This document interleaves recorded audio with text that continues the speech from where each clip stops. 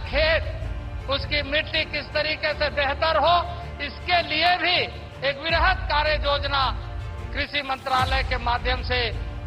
लगातार चल रहा है। दुनिया का यह पहला ऐसा देश है कि 81 करोड़ लोगों तक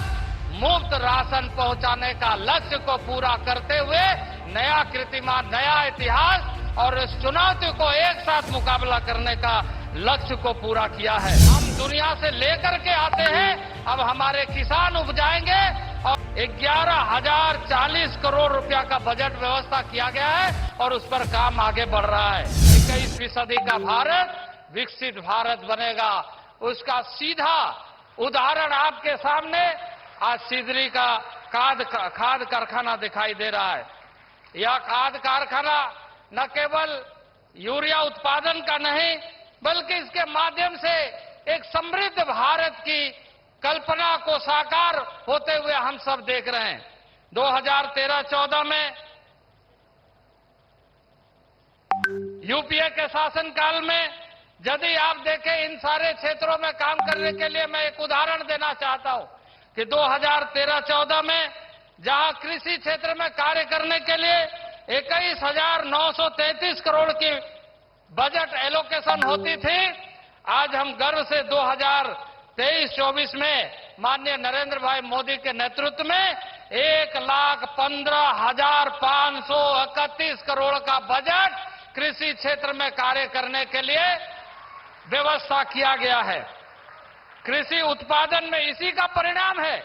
कि कृषि उत्पादन में जहां 13-14 में 265 मिलियन टन था, 2022-23 में रिकॉर्ड ऊंचाई 329 मिलियन टन का खाद्यान्न उत्पादन आज हो रहा है भारत में। ये बढ़ते हुए भारत का परिदृश्य दिखाई दे रहा है। बागवानी के क्षेत्र में भी सर्वाधिक उत्पादन 355 मिलियन टन हो गया है और इसी के साथ साथ आज भारत, जहां हम इंपोर्ट के बल पर जीने के लिए विवश होते थे, आज 5 लाख करोड़ का एक्सपोर्ट हम इन क्षेत्रों में कर रहे हैं, एग्रीकल्चर सेक्टर में एक्सपोर्ट कर रहे हैं और दुनिया को बता रहे हैं कि खाद्यान्न के मामले में किस तरीके से भारत आत्मनिर्भरशील हो रहा है और हम दूसरे के उदर को भी भरने में सक्षम हैं। इसी तरीके से जो तेल के मामले में, पाम ऑयल के मामले में पिछले सरकारों के समय में हमारे ऊपर में एक तरीके से बोझ लादने का निर्णय करने के वजह से हम उस बोझ तले दबते हुए जा रहे थे। उसके विकल्प के रूप में माननीय प्रधानमंत्री के नेतृत्व में 21-22 में योजना शुरू की गई और 5 वर्षों के लिए योजना शुरू की गई कि जो पाम ऑयल हम दुनिया से लेकर के आते हैं, अब हमारे किसान उपजाएंगे और उसके लिए खास करके पूर्वी क्षेत्र को विशेष महत्व देते हुए, नॉर्थ ईस्ट को विशेष महत्व देते हुए 11,040 करोड़ रुपया का बजट व्यवस्था किया गया है और उस पर काम आगे बढ़ रहा है। किसानों के विभिन्न क्षेत्रों के विकास के लिए विभिन्न कार्यक्रमों के माध्यम से, चाहे वो एमएसपी का मामला हो, आपको मैं बताना चाहता हूं कि एमएसपी के मामले में जो इसके पहले जो खरीदारी होती थी उस समय और आज के दिनों में भारी अंतर है। आज एमएसपी के माध्यम से लगातार खाद्यान्न खरीद करके उसके माध्यम से एक संकल्पबद्ध तरीके से, जिस तरीके से माननीय प्रधानमंत्री जी ने 4 वर्गों में देश को और देश की शक्ति को नई ऊर्जा के रूप में बढ़ाने का काम किया है कि हमारे देश में किसान जो अन्नदाता है, हमारी जो महिला मातृशक्ति, नारी शक्ति है, हमारी जो युवा ताकत है और उसी तरीके से जो गरीब कल्याण, जहां हम अनाज के उत्पादन को बढ़ा रहे हैं, वहीं उनके साथ साथ ही उस अनाज को हम गरीबों तक, आज देश का यह, दुनिया का यह पहला ऐसा देश है कि 81 करोड़ लोगों तक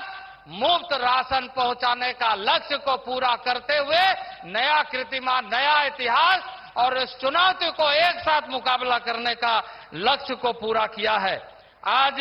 यदि हम कहें कि जहां पिछले 10 वर्षों में अगर यूपी और एनडीए और माननीय प्रधानमंत्री जी के तुलनात्मक तरीके से देखें तो सभी क्षेत्रों में लगातार आगे बढ़ने का काम हमारा हुआ है। किसान पीएम किसान योजना, इसके साथ साथ ही पीएम किसान सम्मान निधि योजना, आज 28 तारीख को माननीय प्रधानमंत्री जी महाराष्ट्र में किसानों के साथ थे और वहां से डीबीटी के माध्यम से 21,000 करोड़ की राशि देश के किसानों को एक बटन दबा करके उनके खाते में पहुंचाने का काम किया और कहा कि देश के किसान हमारे अन्नदाता है, उनके सम्मान के लिए, उनके सुरक्षा के लिए, उनके फसलों के सुरक्षा के लिए, उसके फसल को सही मूल्य मिलने के लिए इन सारी व्यवस्था को करने का काम किया है। और अभी तक 3 लाख करोड़ से अधिक राशि माननीय प्रधानमंत्री जी ने किसान सम्मान निधि में डायरेक्ट डीबीटी के माध्यम से लोगों तक पहुंचाने का काम किया है। आज लगातार किसानों के साथ साथ, महिलाओं के साथ साथ, युवाओं के साथ साथ, गरीबों के साथ साथ धरती, मिट्टी, पर्यावरण, इन सारे चीजों का भी ध्यान रखते हुए इकोलॉजिकल डेवलपमेंट के साथ आज आप किसान, उसका खेत, उसकी मिट्टी किस तरीके से बेहतर हो, इसके लिए भी एक वृहद कार्य योजना कृषि मंत्रालय के माध्यम से लगातार चल रहा है। 23 करोड़ से अधिक कार्ड जारी किए गए हैं कि उनके खेत के मिट्टी की, मृदा की हालत कैसे है, क्योंकि धरती एक माँ हमें जन्म देती है और दूसरे माँ फिर से गोद में लेती है, यह भारत माँ, उस माँ की सेहत अच्छी रहे, इस उद्देश्य के साथ लगातार माननीय प्रधानमंत्री जी कार्य कर रहे हैं और इसलिए धरती की सेहत भी बेहतर से बेहतर हो और उसका जो उपज है जिससे हमारा उदर भरता